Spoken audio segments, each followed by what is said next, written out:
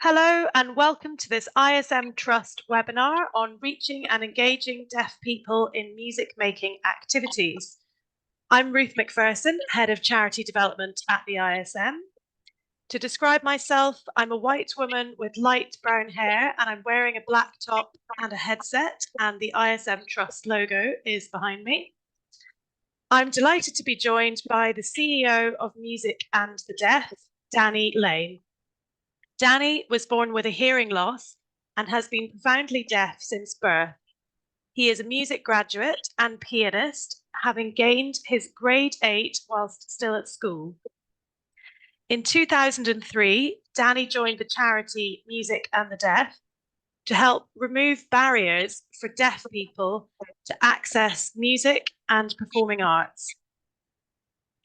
Covering publications, talks, performances, training events and workshops, this work takes Danny all over the UK and the world.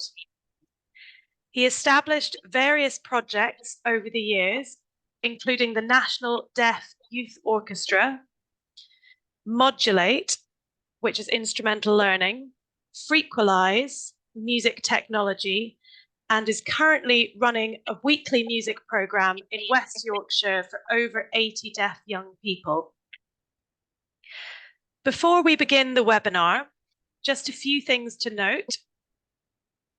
During the presentation, please feel free to ask questions using the Q&A function, and we'll do our best to answer these at the end. And do keep an eye on the chat box where we'll drop in some useful links. If you experience any technical difficulties, please let us know in the chat box and we'll attempt to resolve them. And if you wish to use them, subtitles are available to enable at the bottom of your screen. The webinar is being recorded and we will share the recording with you afterwards, as well as a feedback survey, which we'd be very grateful if you would fill out. The ISM Trust is the ISM's sister charity, which offers high-quality professional development to everyone working in music. Through the Trust, the ISM gives back to the music sector and supports and empowers music professionals to succeed. We produce award-winning events, training, and resources which are largely completely free to access. Please consider supporting the work of the ISM Trust by becoming a friend of the Trust, making a donation, or leaving a legacy. Any support that you can offer is really appreciated. Now, I'm very pleased to hand over to Danny, who will be exploring tried and tested ways of reaching and engaging deaf people in music making activities. Thank you, and over to you, Danny.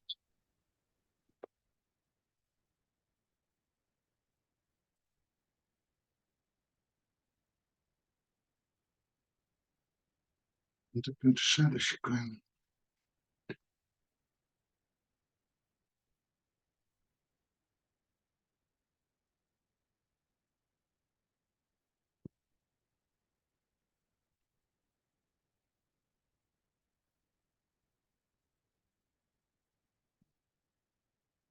Hello everyone. I'm really delighted to be presenting this webinar, which is titled Reaching and Engaging Deaf People in Music Making Activities. I have been informed that I have to describe myself for any delegates who may have visual impairment. So I'm wearing a green jumper, a white collared shirt, and in the background I have a piano, some music on the top, a metronome, a plant to the left, and a picture on the wall in the background. So I'm very curious to find out who is attending, because I cannot see any people on the screen, so I am presenting to my laptop. But if you could type in the chat box which organisation you come from or which field you come from, that would be amazing, because it would give me some idea of what, what kind of audience would come to listen to a webinar like that. Anyway, before we start the webinar, I want to ask the question and invite you to a poll. The question here is, how many deaf people do you think there are in the UK?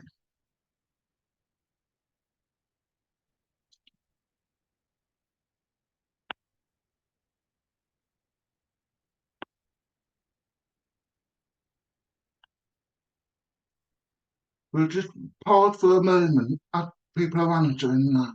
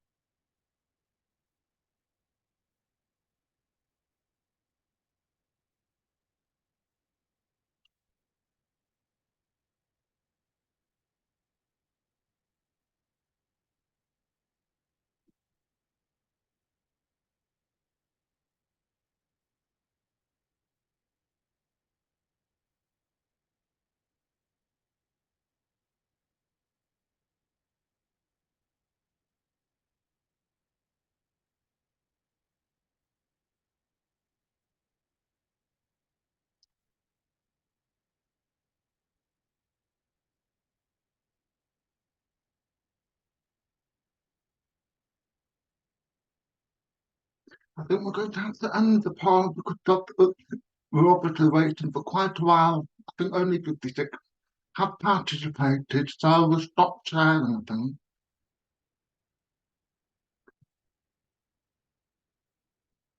Okay, let's have a look at the results.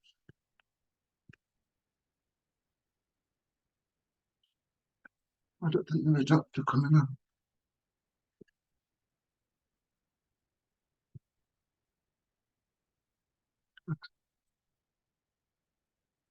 I don't know what happened now. I think there was a technical hiccup here.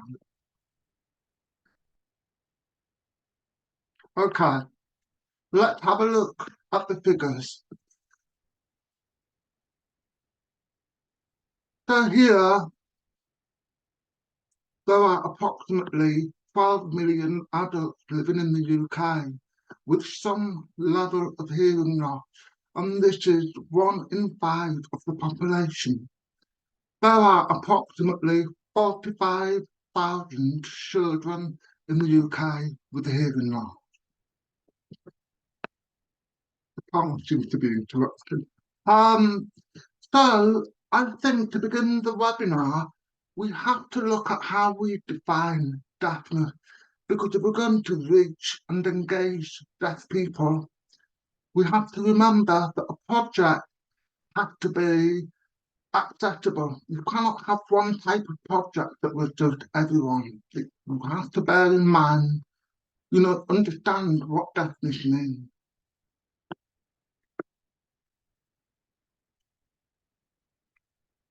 The deaf community is diverse. For example, individuals have different backgrounds, they have different influences, choices made by themselves, their parents, and by the schools that they go to. They have different communication preferences. For example, approximately 87,000 people use BSL as their first language. Others may use English, spoken, written, or both. We cannot assume that deaf people cannot hear anything. Deaf people have varying levels of hearing loss, which could be categorized as mild, moderate, severe, or profound. And also, we have to remove some of the myths that surround deafness. If we, for example, say that a person is profoundly deaf, we cannot assume that they don't speak, because some profoundly deaf people do, including myself. So again, we're talking about the deaf community being diverse. We may have somebody who is moderately deaf and may choose to have BSL as their first language, or a profoundly deaf person who chooses to be oral, as in speaking and reading and listening English. So it depends on what personal choices they've made in their own life. Every deaf person is individual. And also what makes the deaf community diverse is that deaf people may choose to wear hearing aids, cochlear implants, or maybe no hearing devices whatsoever. Identities are different. For example, you may have a deaf person calling themselves deaf with a capital D, and usually those may be defined as individuals who belong as part of the deaf community with a strong deaf identity. They don't see deafness as a disability, and they have a deaf pride, for example. You may have deaf with a small d, as in, I'm deaf, that's it, nothing more. Or you may have deaf with a capital D and a capital F on the end, which is sort of in between. Maybe a deaf person's grown up in a hearing family. Maybe at some point in their lives they entered the deaf community, but they also part of the hearing world too, the sort of in between, deaf fluent. You may have deafened, for example. I also think hard of hearing or deafened people may define themselves as either deafened or hard of hearing when they've lost their hearing later on in life. Probably through work, it could be genetic, but they don't want to, be seen as part of the deaf community, but carry on living as they always have done as a hearing person. Hearing impaired is a definition which is sometimes used, but some deaf individuals disagree with the terminology because impaired has some kind of negative impression. It sort of implies that we're broken. When probably I've been born deaf, I don't see this as a disability. This is part of my identity. Don't call me hearing impaired. So that I do tend to refrain from using that term hearing impaired. So now we can get some idea here of how diverse the deaf community is before we start to think, where can we find deaf people in my schools and in my community? How can we reach them?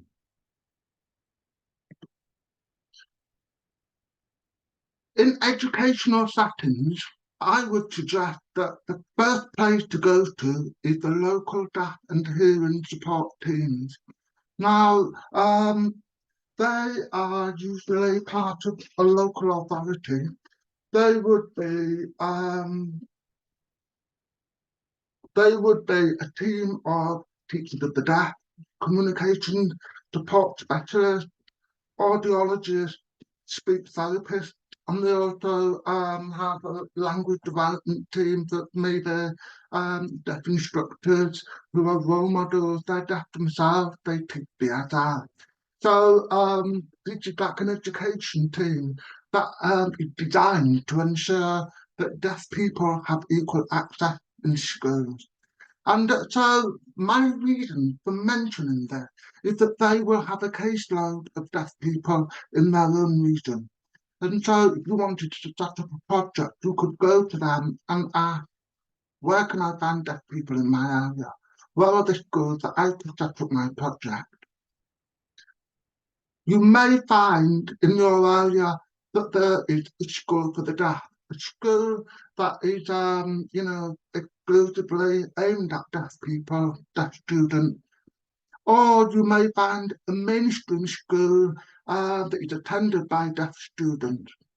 Or mainstream schools that have resource provisions, for example, a small team of teachers of the deaf who are supporting deaf children on site in their school. Now, most deaf children these days go to a mainstream school. If you wanted to set up a project in a community setting, you may go to the local sensory support team, which is also run by the local authority. They work not only with deaf people, but people with visual impairment. they provide equipment, they provide rehab training, they provide advice, maybe deaf advice sessions, and BSL interpreters. So they will also have a case load of deaf people in their region. You could go to them and ask for, them to signpost you to the right places. There are youth clubs, deaf youth clubs, which are independently run. There are also deaf clubs, which are, I would say, predominantly signing deaf clubs, where they run activities, they have opportunities where they can come together and, enjoy socialising together. But there are also other deaf organisations that you could identify in your area. They may run community projects, for example, Big Services or the Royal Association for the Deaf. Another way to reach deaf people is if you have any members within your project, they may already be part of the deaf network in your area. They may be able to spread the word by word of mouth, and or you may have a teacher of the deaf who may be able to help with reaching out at people that they know of who may be able to join your project. Now, social media, of course, the power of social media is very important, but it's how you use it um, that it's how you use it that can make an effect on how you reach people. You need to make it accessible, the content. So, for example, if you have a video, have BSL and captions, and make it targeted. You could tag other deaf organisations and ask them to share your video so that it is targeted to deaf people in the deaf community.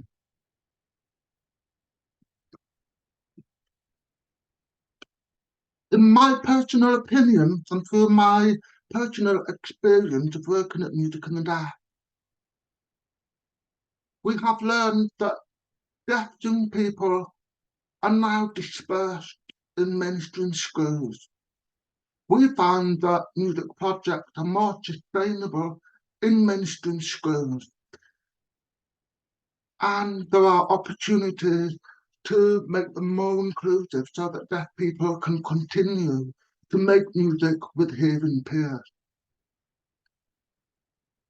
And from past experience, we have run Saturday music clubs, we have run music clubs in the evenings in the community, but we have also found that numbers can tend to be a lot smaller. I don't really want to put a label on it, why that happened, but sometimes it could be due to other conflicting commitments or transport issues or other events that are happening, being led by other deaf organisations. But there is more guarantee that you will be able to reach the same children in the same setting, in the same school on a weekly basis, and your project would be is more likely to carry on through that way. We have run projects in deaf clubs and youth clubs in the past, but they do have their own activities scheduled often on a weekly basis. So you want to make sure that your music project doesn't conflict with their activities. So perhaps maybe in the evening they've scheduled something at 7 o'clock. You could have your music session at 8 o'clock, so that there's no conflict between the two activities. But it does mean that you can go into a place which is frequented by a good number of deaf people.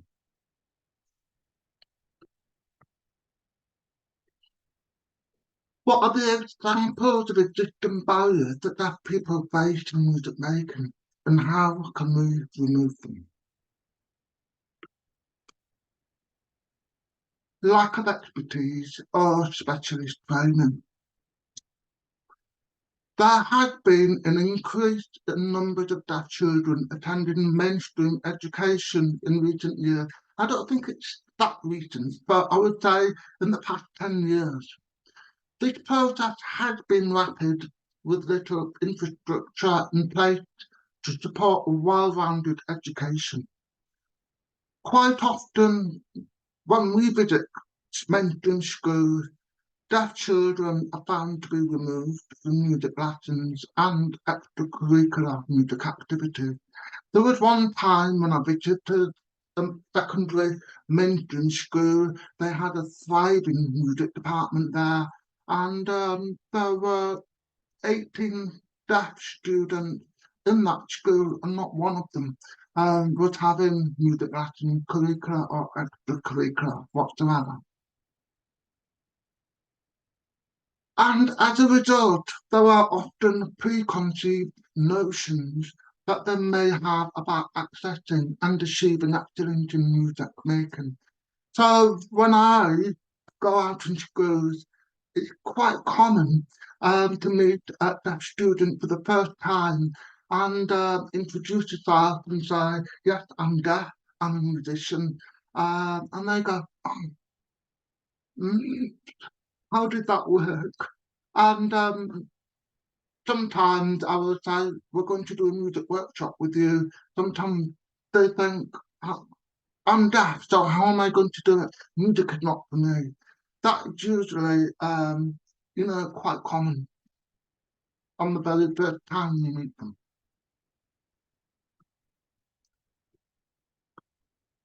What needs to be done to change this?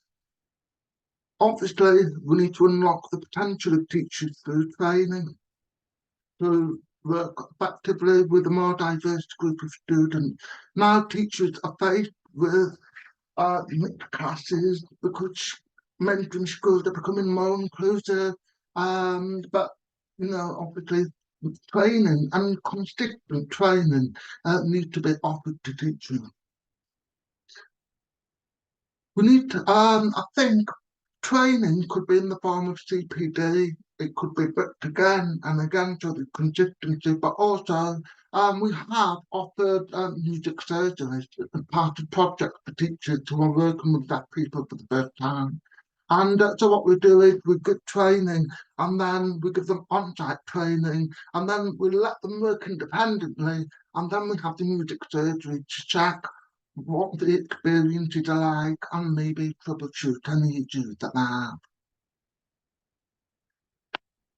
Obviously, we need to make music more of an option for deaf pupils in schools because they have they've got as much right to access music as any other deaf child and as any other child. And also, we need to increase numbers of deaf people engaging with music on a regular basis. I find that music is profoundly impactful. It changed my life, and I don't think I would be where I am speaking in a webinar like I am right now if it wasn't for music.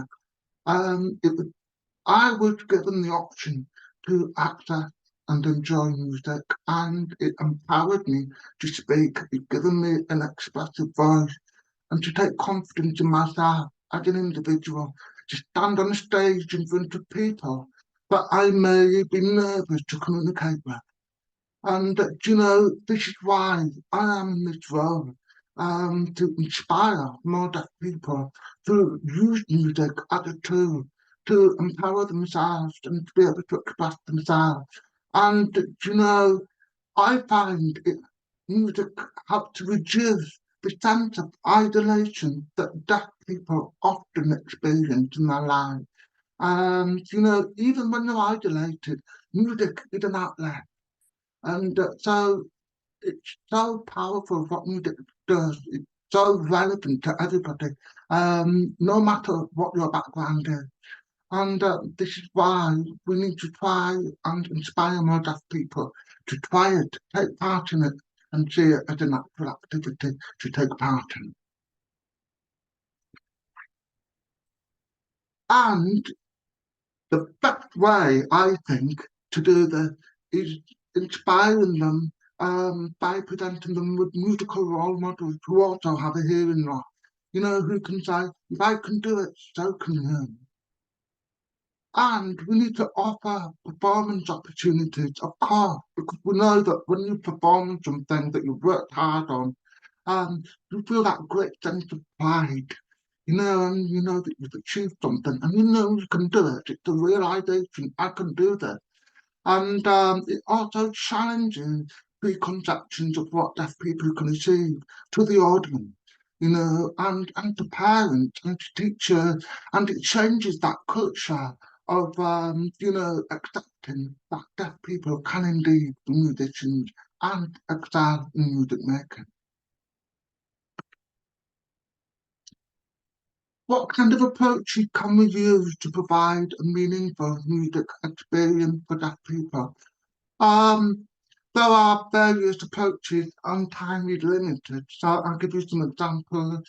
Icebreakers, they are commonly used in music workshops, but I think they're very important, especially for deaf students who may not be as exposed to music making.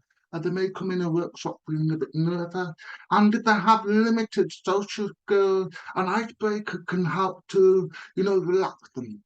So, for example, we may do a game where it's about pulse, keeping in time. So I will go clap, and then I ask the next person to clap, and we'll go around in a circle, and I'll clap along with them. When it comes back to me, I will go clap, then the next person does the same. We'll push it down, and then I might go clap, clap, click, and then we'll pass it round, try and keep in time. And then the sequence just gets longer and longer and longer. Then there's everybody, giggling and trying to remember. But, it's all about pause. It's about remembering the order of the sequence, and everybody's helping each other and prompting and reminding each other. And it really, really helps to, take away the nerves and people, get used to the idea that they can have fun. It's very important to be as practical as possible because I believe that deaf people are visual learners. So the more practical you are and the less you say, the better. Also the action of playing music is as enjoyable as listening to it. So maybe you'd like to be doing a composing activity and interacting and discussing what could we do, or we could include this sort of format is a very interesting session for deaf people and very, engaging. If there's no access to communication, there's no learning. So if you have BSL users attending your session, then you need to provide communication in BSL format. You may not use BSL yourself, so you may need to consider having a communication support worker who facilitates communication between the tutor and the student, or a BSL interpreter. Think about using scores, traditional music scores or graphic scores. So if you're trying to sing something, try and draw the shape at the same time because if you cannot hear the sound that is being sung, you can actually draw this on the board and show. For example. Offer opportunities to compose and improvise and develop confident voices through music making. Obviously, if you can shake music like this and experiment with it and create something in another form or whatever, it's something that you stop feeling intimidated by. You can take control of it and express it and express your own voice with it. Offer vibro tactile experiences if possible. I mean, I find that music is a multi-sensory experience. So if you can offer that as well, for example, through using a PA system speaker, you may find that deaf people who don't have any hearing devices, are profoundly deaf, may benefit from touching a speaker, for example, and getting some vibro tactile feedback. Finally, don't rule anything out unless you try. Okay, so try it. If you have lots of ukuleles and you want to set up a project using ukuleles, but not sure if this might work, try it. I think anything is possible. Examples of partnership working which help to provide high quality and meaningful experiences for deaf people. So, I have mentioned some of these organisations before, but what can these organisations do in partnership with you?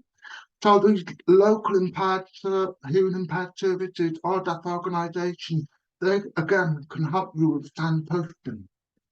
Schools and deaf organisations, I think they're brilliant places for hosting projects, for providing support and communication support workers who could, step in the role of an interpreter. Most often when we run projects in schools, we found that, the partnership work with schools is valuable because teachers are keen to allow deaf children to take part in music with us, and therefore they will provide a room usually, and provide any communication support, and based, like in a very bespoke way, based on the needs of the children that you're working with, which is fantastic. Of course, music education hubs are vital to work with. They are using funding from Art Council England, which expect them to work with every single person, to provide music opportunity to every single child. And so it is an expectation. In reality, it's not happening, but it is an expectation that they do work with every child, providing tutors, instruments and performance opportunities. Now, it could be that school, for example, works with the local music education hub and comes up with a project together using each other's resources. And of course, music and the deaf, we can provide advisory support, specialist training. We can provide music teachers, including deaf music graduates and deaf music teachers. More so locally, we're based in West Yorkshire, so we're more likely to do something more long term on a regular basis locally. But if it's further afield, we could still visit to provide some training or, come occasionally further afield. Case studies of past and current projects and the impact that these have on deaf people's lives. Music and the Deaf is currently running the West Yorkshire Music Programme. It was launched in March 2022. This was in response to the COVID lockdown when it was eased. We were desperate to work in face-to-face contact with the deaf young people in their school. We know that they were even more isolated during the lockdown and that it could have potentially affected them, personally and emotionally. So we had to launch this programme. And so we worked in 5 areas of West Yorkshire, including Leeds, Calderdale, Bradford, Wakefield and Kirklees. And each of the groups were not the same. We had brass groups, we had singing choirs and singing choirs. We had 10 tutors involved, mostly from music education hubs. In total, we had 65 young people taking part on a weekly basis. And we also invited university and conservatoire students to come on placement. And we had one composer join us last year so that we can offer composing activities and create some work that is developed by the young people themselves. And we were invited by the local music education hub to offer to provide performances by the young people themselves. It's been absolutely amazing the difference that this had made, because the vast majority of these young people were not even taking part in music whatsoever. And recently, we had to set up another group in sorry, we had a group based in a primary school in Leeds, which was a brass group, and then the neighbouring secondary school where the children transitioned to um, had also just recently set up a band, because those children wanted to carry on playing music, which is wonderful. But historically, in that school, children were not, deaf children were never taken part in music whatsoever. So it feels like that we've made a real breakthrough there, providing something, a pathway from primary to secondary school level. One groundbreaking aspect of this project is Vocalize, which concentrates on singing, because this is something that is rarely done and needs some research. We need to see what kind of an impact singing has on deaf people blind. And so we worked in a primary school in Wakefield. We had absolutely no idea how to approach, you know, singing activity. But I worked alongside a singing teacher. She'd never worked with deaf people before. And so as a team, we were going to work out how to do that. So we started off doing some groundwork, um, uh, making sound shape with the voice, using graphic score or gesture.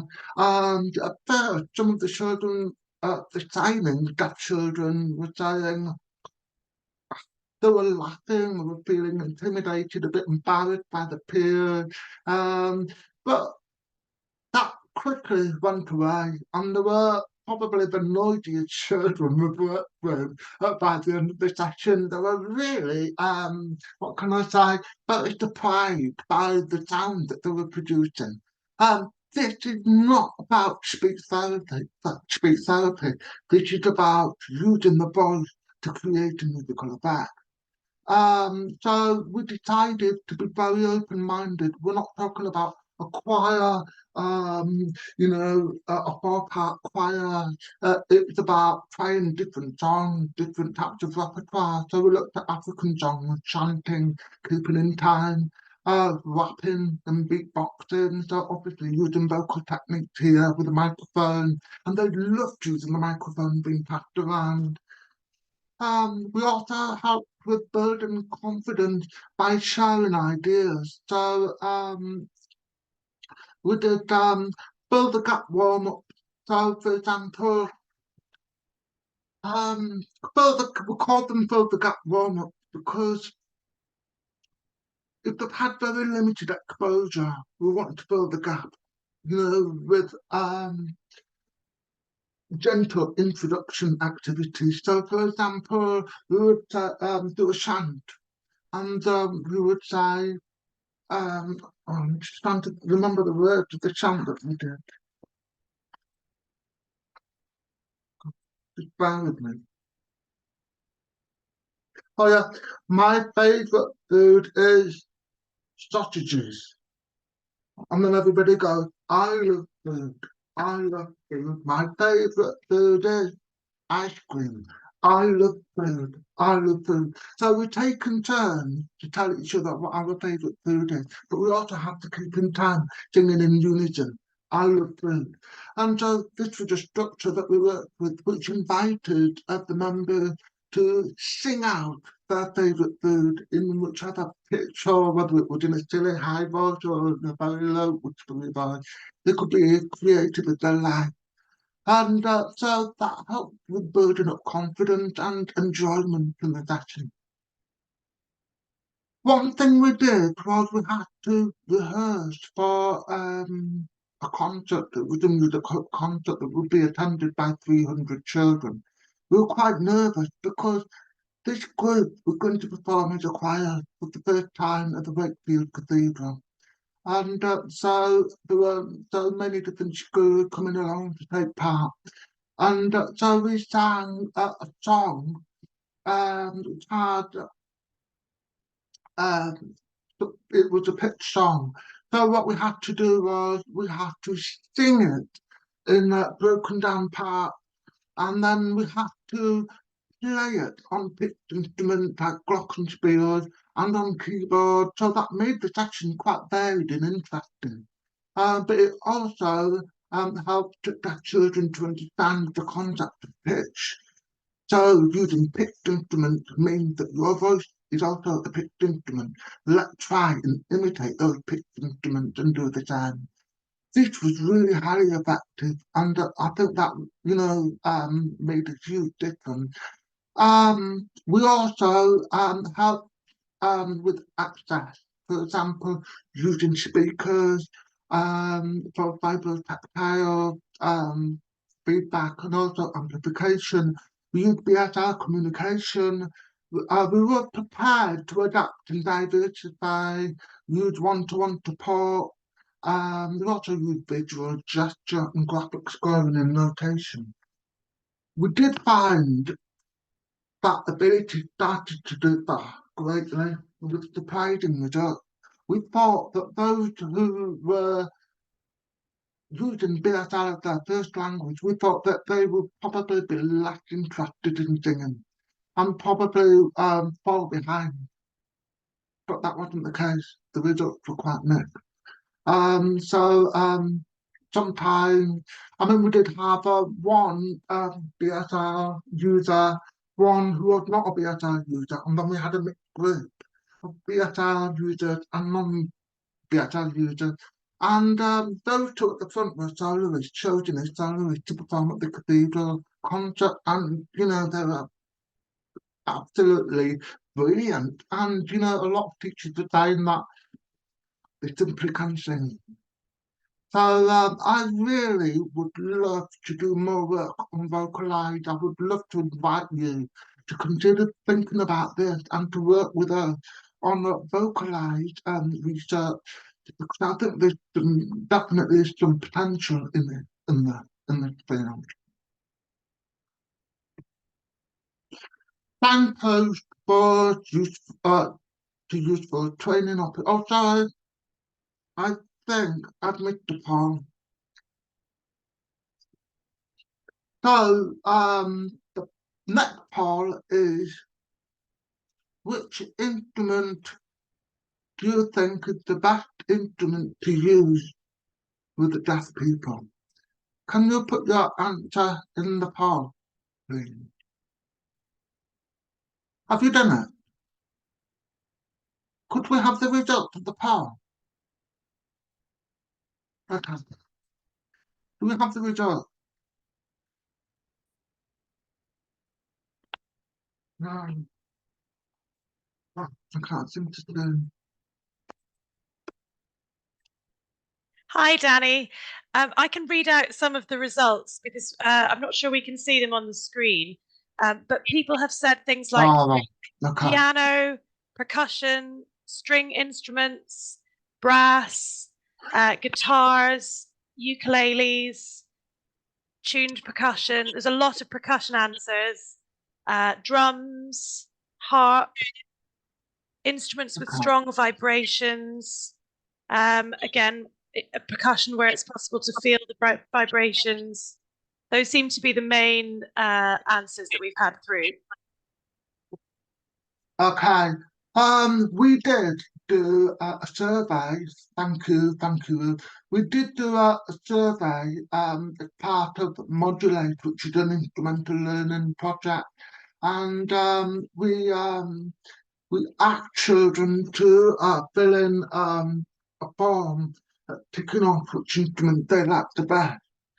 Because we did a taster session of using various instruments, and there was really no lean towards any instrument that could be most popular in the deaf community whatsoever.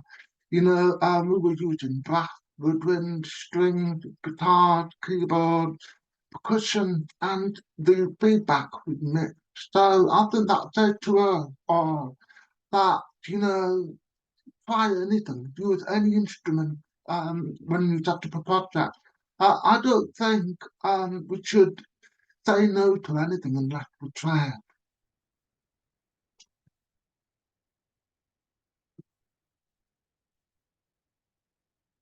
Okay, then post useful training opportunities and relevant support. I've listed some websites here.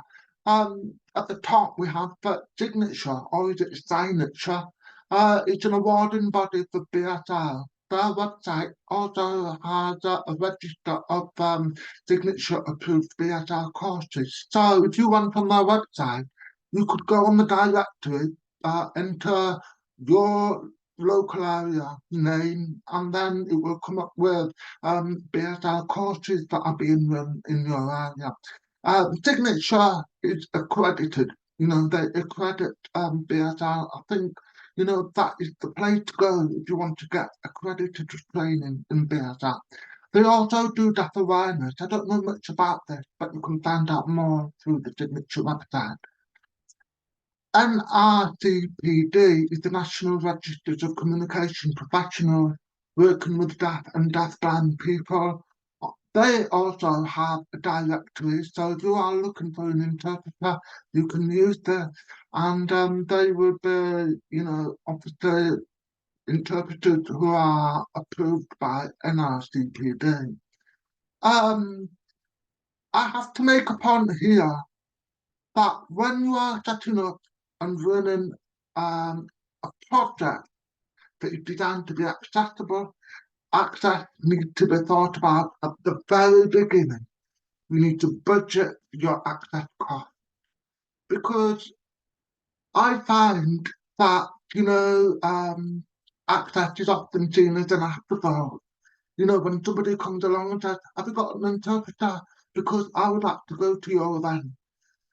I'm not going to panic. What do we do? Because we haven't got the funding.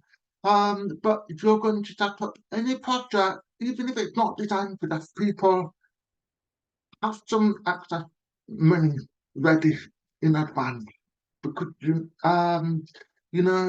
that's really vital and important. And also, if you are booking an interpreter, book well in advance. I'm saying at least 2 or 3 weeks in advance, even earlier if you can. Because sign language interpreters are very busy and can be very hard to find on a day and time that you need. Stage captions may be worth looking at if you are running an event like a concert, or it could be a musical theatre event.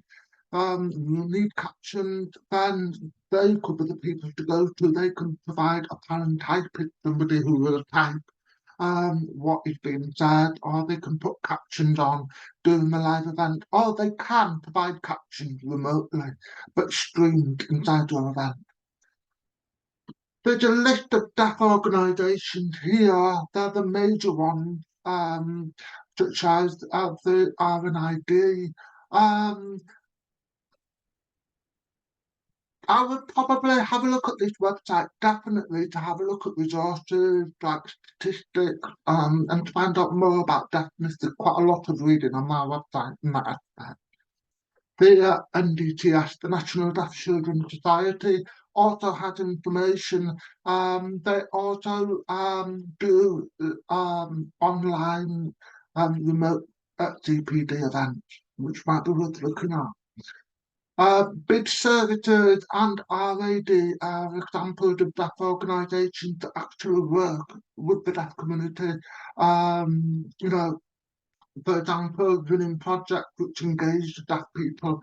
It may be that you could work in partnership with them, if they have, for example, a deaf youth club or a deaf adult coming together as part of their project. At the bottom is the CREED report, which is updated every year, updated and published on a yearly basis. It it provides an insight into what the landscape is like in deaf education. For example, how many teachers of the deaf there are, how many deaf children there are on a regional basis. So if you wanted to find out how many deaf children there are in Buckinghamshire, you may have a look and find out in the Creed report, and it might be a bit of an eye opener.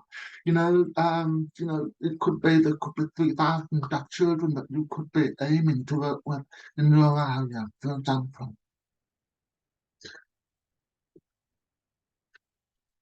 So we're just coming toward the end of the webinar. Um, so we have some the question and answer section. There have been some questions sent in prior to the webinar, but I think I'll let you fill in on that. Great. Thank you, Danny, and thank you so much for that very comprehensive presentation. There were lots of useful links and tips in there to help people to reach and engage deaf people in music making. So thank you very much.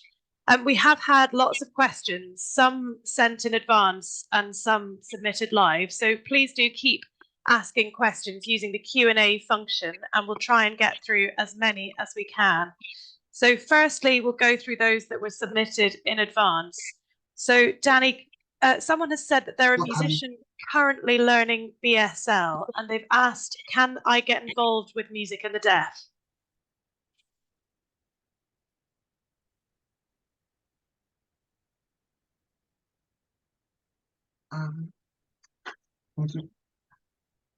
Absolutely. If anyone wants to get some experience with working with music and that, we can look at setting up a placement, which we have done with students or teachers of the deaf or music teachers even. Just please get in touch, because I think everybody will be looking for different things. It could be a black teacher. We indeed have a black group that you can come and have a look at. Or maybe observe or speak to our black teacher. But I'm sure there will be a way to involve you in some way. Great, thank you. Okay. How important do you think is the use of a piano when teaching deaf people, for example, in helping children to feel the vibrations? Like I said about using vibration, I think that is only one part of the experience of enjoying music, because I already know some deaf people will have some level of hearing like myself. I mean, I am profoundly deaf, but I do wear hearing aids. And I could not imagine playing the piano without hearing it. I wouldn't be interested. So wearing my hearing aid is absolutely vital. Yes, in terms of offering vibro-tactile experiences, you could take the front of the piano off to show the hammers and to feel the strings. We have done this in the past with some deaf children who would benefit from, feeling sound as well as listening. I'm quite biased because I am a pianist, and that is my main instrument. So the action of playing and employing instrument-specific techniques, that's all part of the experience. Listening and interacting with other musicians. I mean, as an accompanist, I'm trying to, watch and be aware, and obviously, I've got to look out for vital clues for me to keep in time. So yeah, I think that is a powerful instrument for me to play out of all others. Like I said, I'm biased. Also, I think for me personally, being deaf, I think the most powerful thing about the piano is being able to understand harmony simply by the shape of where my fingers sit on the key. I know this is a triad, this is the triad shape, and then you go in first inversion. Simply, just knowing to basically just knowing the shape of harmony through playing the piano. So if I was playing a flute or violin, I don't think I'd be as involved as I would on the piano. Okay, thank you. And what music tech gear are you aware of that may help and support deaf people in creative music making?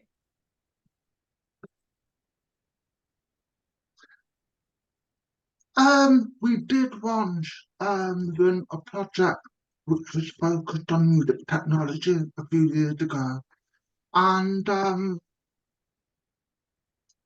it was called Frequalize.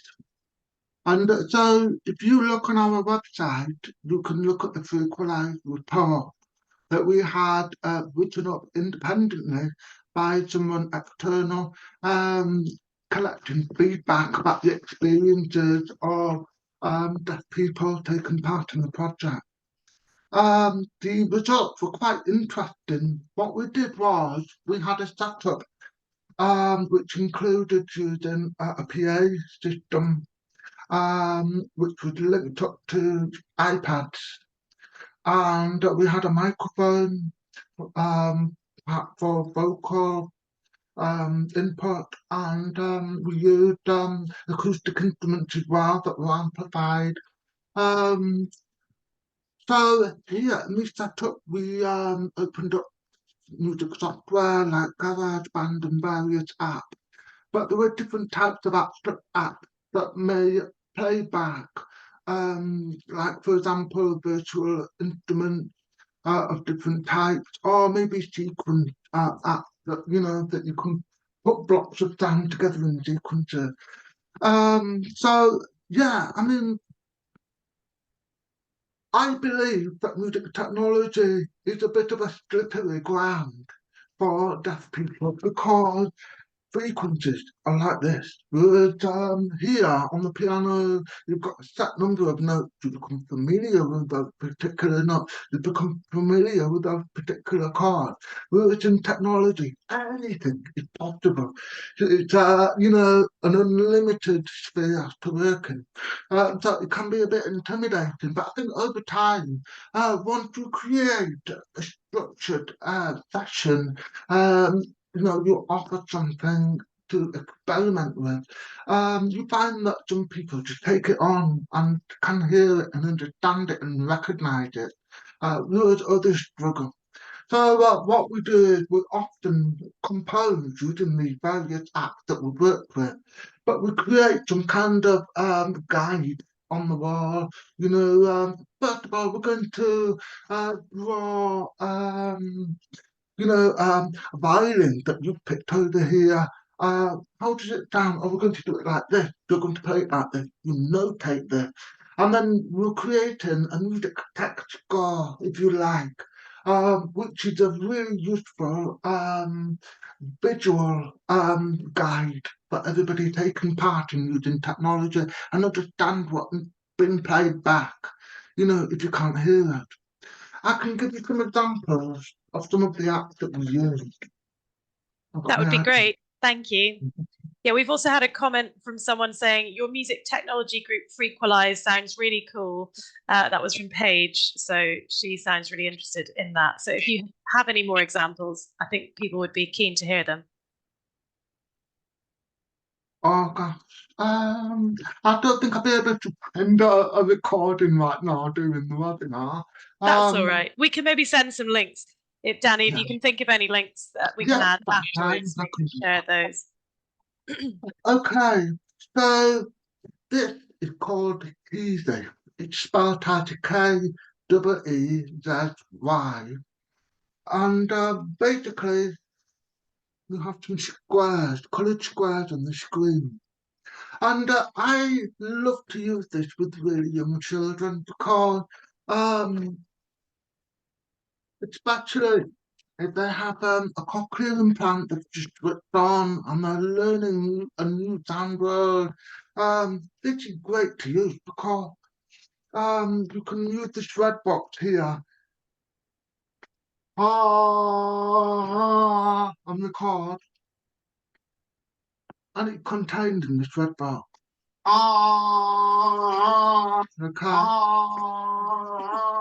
And record. And so you can fill all these boxes with various sounds. So what we did was we went on a journey in the corridor of the school. We would record maybe these metal lockers and we would slam them and and record here and there. And then we'd go back to the classroom and then we'd press on the colours and ask if you can identify what that sound was or what was that. And this was a really good listening test. And children love to do it, take part in that activity. But it was also great as a sound palette, recording something which can be used as part of a performance by pressing these prepared um, squares, whatever you call them. Thank It's a you. very easy, fun activity to use. Yeah. Could you just repeat the name of that app? I think people are keen to. Is it called Keezy? Keezy? Is that correct?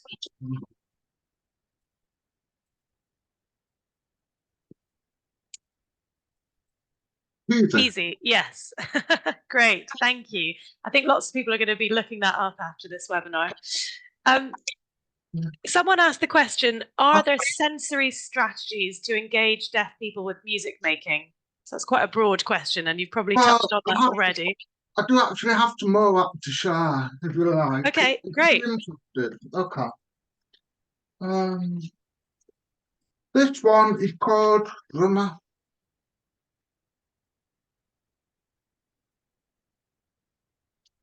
It simply plays the beat.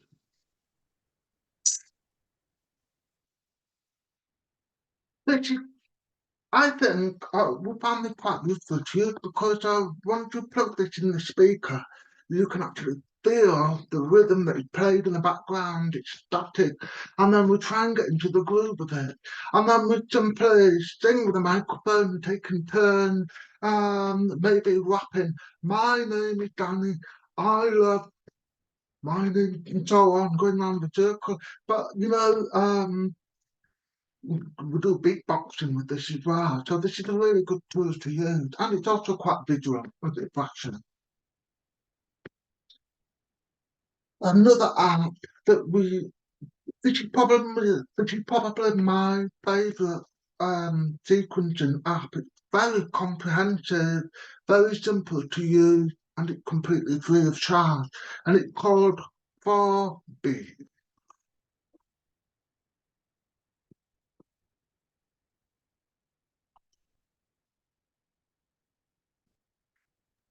4 beats, thank you.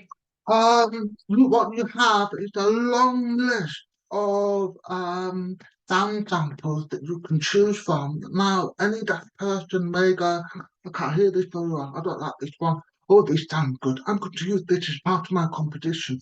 So all this sound library, it's all prepared for you to make your own composition. So you have a sequence here, a box here, a sound sample here, then you can duplicate it to make a sequence. And then you have another line here with a different sound sample. Predictions again as a loop. So let's hear back.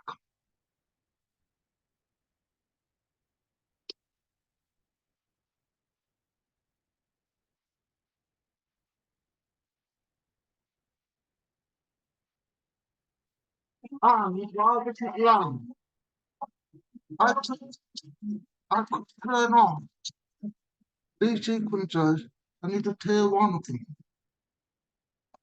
So again, you could prepare a performance using this app and decide how you want this to work.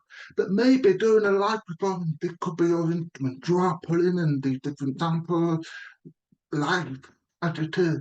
But it's amazing and it just sounds like, professional music tech piece of, equipment. It's fantastic. I love using it.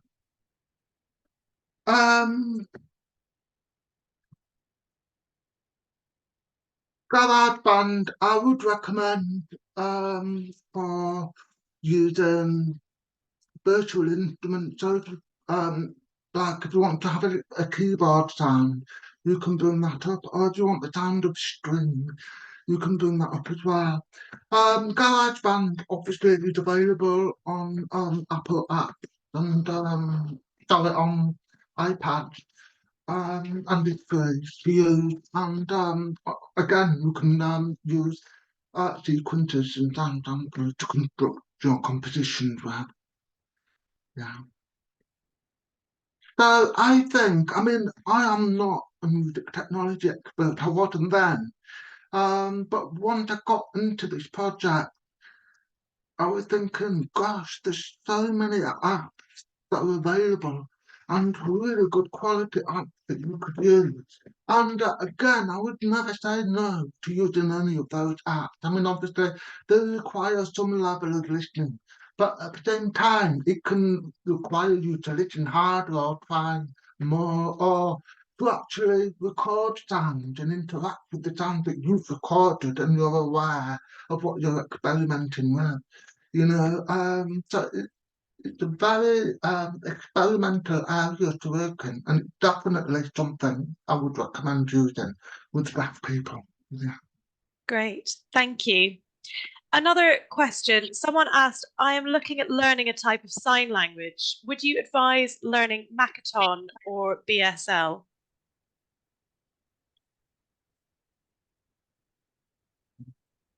Um, for many years, there had been a general confusion about whether to use BSL or Makaton.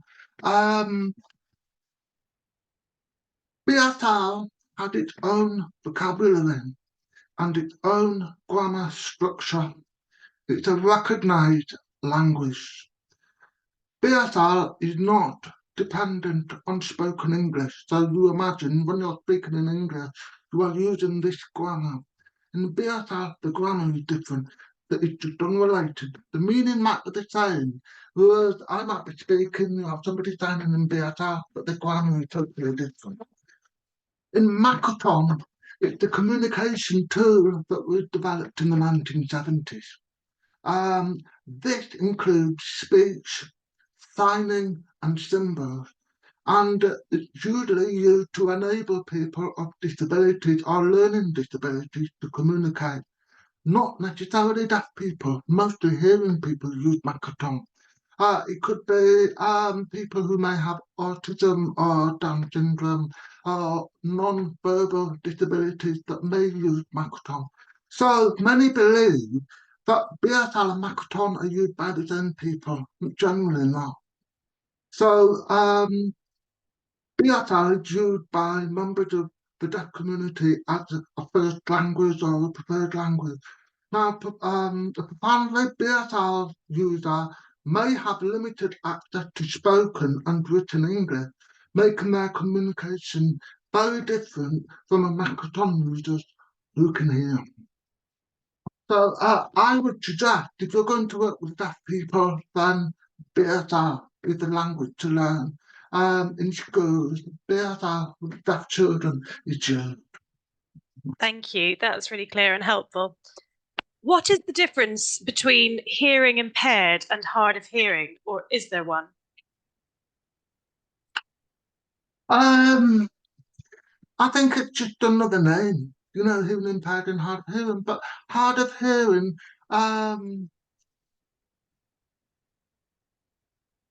I think it's often used by a community uh,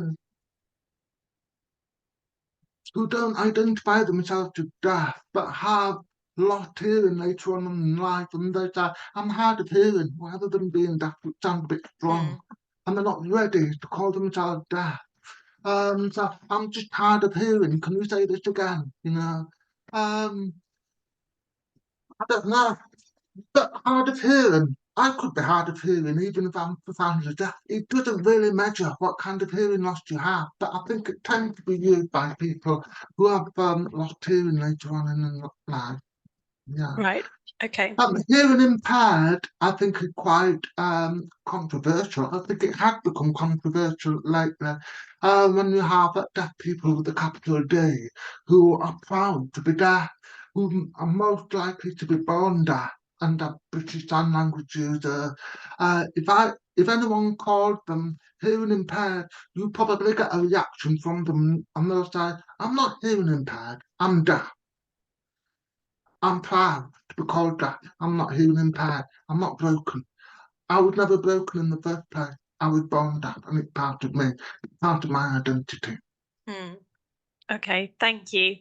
And I think if anyone's interested in hearing loss and managing hearing loss, we did do another webinar in this music and deafness series a few weeks ago that you can watch back. That was a panel discussion with Dame Evelyn Glennie, Ruth Montgomery and Chris Aldrin, as well as the composer Paul Max Edlin. So if you're interested in managing hearing loss, I'd recommend you have a look at that webinar, and also the Musicians Hearing Health Scheme, which the ISM is a partner of and gives you access to discounted hearing health support.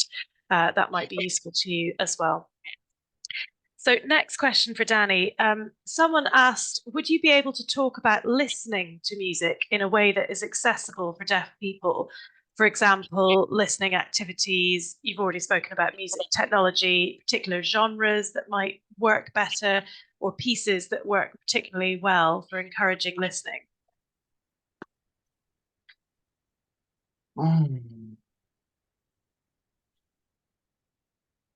That put me on the spot. That might be another webinar.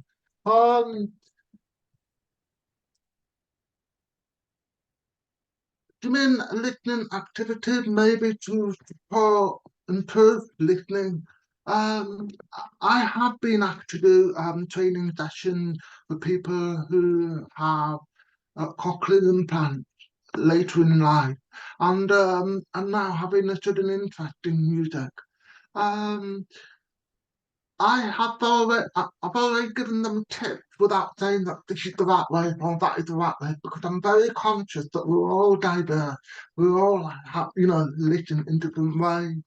I've always recommended that we scale back when it comes to listening. We scale back.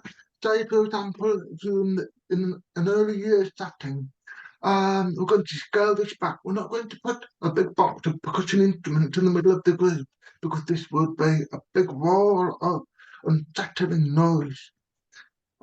This could be quite upsetting. And so what we do is we take one instrument, introduce it. This is the sound that we're working with. This is the unique sound of a drum, for example. And so I would play the drum one and invite people to jump. And jump. And of course, you have parents going, yay, with the children. And maybe I could do a loud bang for a big jump and a quiet bang for a small jump. And then put it away. Let's introduce the cymbal. And then you have this sound, maybe you do this wavy body movement, and the children join in. And then you can, you know, get them to walk carefully by playing one or the other, and they give the appropriate movement in response. So that is one example in the early years, at the very beginning, the very first music session. That would be a good activity to use, so that you can get deaf people to understand the sound of specific instruments that are being used. Also invite them to take your role and play the drum, for example, and cue people in to responding with those movements and give them the confidence to stand on stage and use specific, instrumental techniques. So moving on, maybe later on in life, wearing a cochlear implant, I would probably say, right, you want to go into listening to music for the first time. Try pieces of music that are scaled back and simple to listen to. Maybe one single instrument playing solo. It could be as simple as static gymnopody on the piano, scale back or something like I now do on the piano. Nothing. I'm sorry. not something like Liebesgram on the piano where there's a lot of, a lot going on, but something simple and slow. See if you can listen up for the melody. Where did this melody go? Where did it start? Where did it stop? What's happening in the harmony? I mean, obviously, gymnopody is great. It's consistent, left-handed harmony. So, then move on to something like a duo or a trio, and then go on to, um, you know, maybe different genres of music on a same scale, small, and then growing in different, growing in size in different genres of music. But I Yeah. think it's really down to the deaf person to really pay attention and be consistent before they can really appreciate music and understand it and understand the sound that they are processing in their brain with rehabilitation. But I think as a music teacher, you can have that process, with them. Go on the journey with them and say, "Can you hear this?" Or, "Oh, maybe this." And then you start to see a pattern of what works and what doesn't, and then you create something that is bespoke and meaningful. Mm. Thank you. That's really helpful. I think the top tip there is building it up and taking it step by step. So that's really helpful. Rona said she would be interested in working with you on the Vocalize project. If people are interested in getting involved, how can they do that? Is there a way that people can get involved in that project? Uh, it just depends where you are, what you want to achieve, but please feel free to contact me directly. We can have that conversation together. I'd be, delighted to have a conversation about setting up Vocalize, you know, in another area and sharing the experiences that we've had. Yeah, Great, thank you. Perhaps we can share your email address in the chat if that's okay, and people can get in touch if they're interested. yeah. Um, Could you also talk a little about how to introduce Pulse and how you describe Pulse and the steps you take, and any ideas for activities in terms of introducing Pulse to deaf people?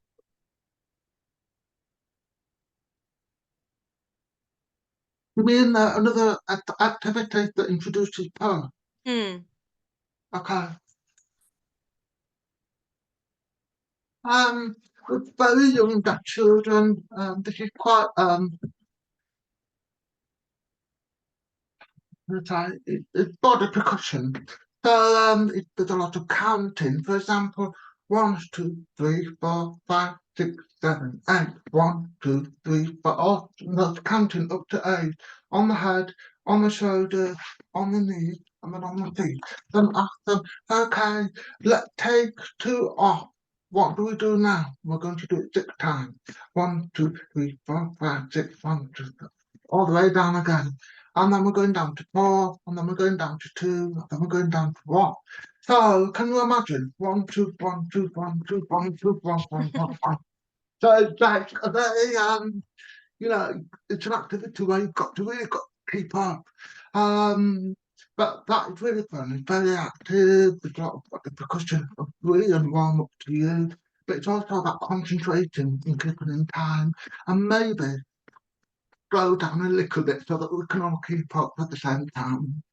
I have done another activity where we clap 1, 2, 3, 4, 5, 6, 7, 8. We do it together. We recognise the tempo. And then I will say to everybody, right, I'm going to put my hand up like this after 4. For example, 1, 2, 3, 4.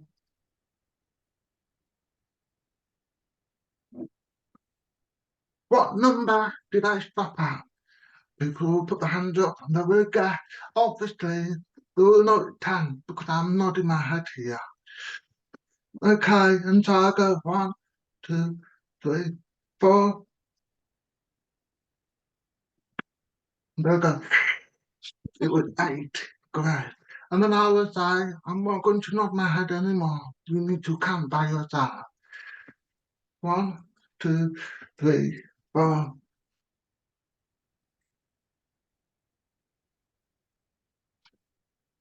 Can you get what number that was? 7? So, it was 11, I think. Sorry, So, I got lost. do an activity like that, which it's actually quite accurate if you can, very steadily, and everybody counting in the same way as you. They should get the answers right. They usually do eventually. Great. I really like these practical exercises. I think, yeah, they seem really engaging. Somebody asked about Braille manuscripts. Are there any Braille manuscripts that people can use when learning about music? Braille. Mhm. Right. I have never used Braille manuscript before. No, I'm not familiar with it. No, Okay, no, no, that's fine, no no. problem. And also, there was a comment from someone who said they have a student in a mainstream whole class who uses a hearing assisted neck loop receiver, and he understands the teacher clearly and they've built a good relationship. However, he doesn't use an alternate communication method, and the teacher finds it hard to understand what he needs sometimes. Have you any advice in this situation? The teacher only sees the class for 1 hour each week, but wants to be able to communicate with them, with the student, without frustrating them. Um, I'm sorry, I'm not quite sure what the question was, though. So it's an example of a teacher who is teaching a student in a mainstream whole class with a hearing assistive neck loop receiver, and they have a good communication, but sometimes the teacher finds it hard to understand what the student needs. Have you got any advice around engaging with a student who uses this type of assistance? Okay.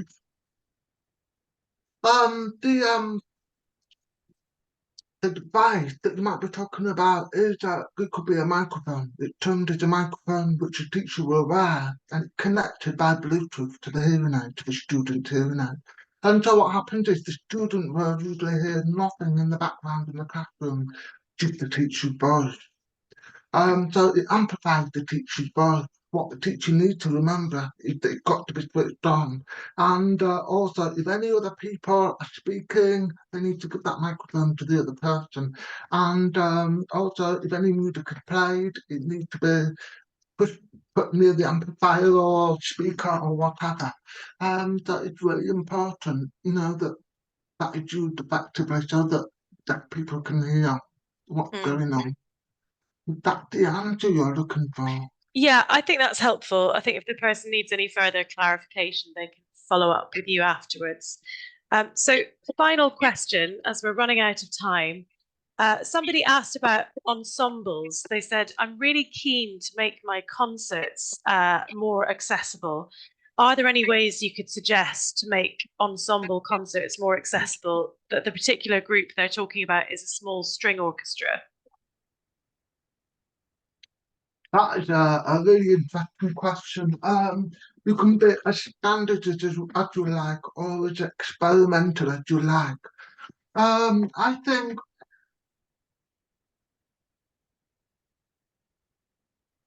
I think if there were no limit, you could find a venue where, rather than just having row by row seating, you have an ensemble performing. You could have seating that goes around the ensemble, and that people can choose where to sit. In terms of, oh, this sounds better to me, I'm going to sit here. Do you know, that would be a dream experience for me, accessing a concert, but in reality, that doesn't really usually happen. Um, but I think because of the restrictions that we have with venues, there's usually standardised row by row seats. So I would suggest that deaf people have seats that are reserved close to the stage, so that they can actually see and hear what is being played. Um, in reality, quite often deaf people will book a ticket and go to a concert. Um, believing that there'll be an interpreter there and so on.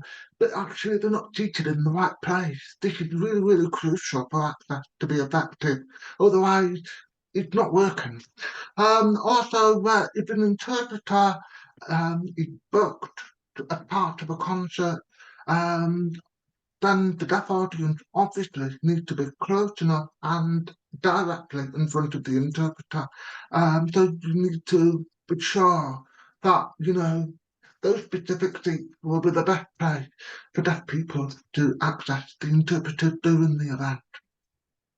Great, thank you. I'm trying to think of other things, but obviously some venues have loop systems. You need to communicate that with deaf people who may use hearing aids. And also in marketing, if you're going to advertise a concert that is accessible, deaf people will not go unless they know for sure that it's accessible. So you need a poster, you need something that goes out to the deaf community to show that you have, obviously provided this and made it available. So yeah, they need to, be convinced that it'll be something that have had some effort made to make it accessible.